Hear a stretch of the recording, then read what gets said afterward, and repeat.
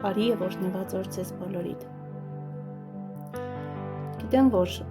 շատերդ, ես նույնպես աղոթում ենք, լացում ենք, սպասում ենք, որ Աստված պատասխանելու է մեր աղոթքներին, բայց միևնույն ժամանակ Աստված լռում է։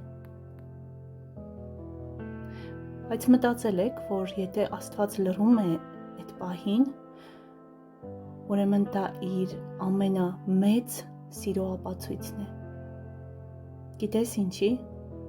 Որտև եթե Աստված այդ պահին լռում է, ուրեմն ինչ-որ մեծ օրհնություն է նախապատրաստում քեզ համար, որի մասին ու անգամ տեղյակ չես։ Ու գիտես, որքան որ մեծ է այն հրաշքը, որ Աստված պատրաստել է քեզ համար, ուրեմն այդքան երկար էլ կլինի քո սպասումը, որտև Աստված երբեք ոչ մի բանի մեջ չի շտապում։ Աստված կատարյալ Աստված է, ու ոչ մի բան Աստված չի ուշացնում։ Խնդրում եմ, որ չհուսահատվես,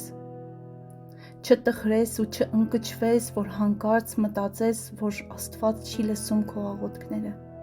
Ունեցիր քո ծածուկ սենյակը, լռությանդ մեջ կապդ չկորցնես Աստծու հետ։ Աստված ամեն ժամանակ քո հետ է։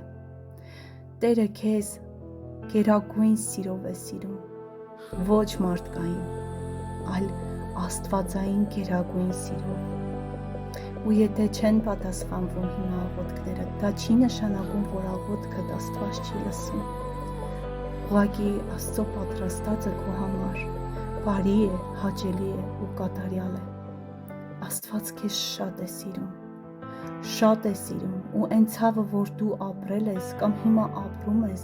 Աստված քեզ հետ հավասար անցնում է այն բոլոր ճանապարհը, որի միջով դու անցել ես, անցնում ես ու պիտի անցնես, բայց գոհունակ եղիր Աստծուն, գոհություն բարձրացրու Աստծուն, փառք տուր ու շնորհակալ եղիր, որ երբ որ գա այն օրհնությունը, դու կտեսնես Աստծո լիակատար սերը քո հանդեպ ու հավատա, երբ որ դու փառք ես բարձրացնում, երկնքում մեծագույն դռներ են բացվում։ Օրհնում եմ քեզ, թող Աստծո սերը անսահման լինի քո կյանքի մեջ։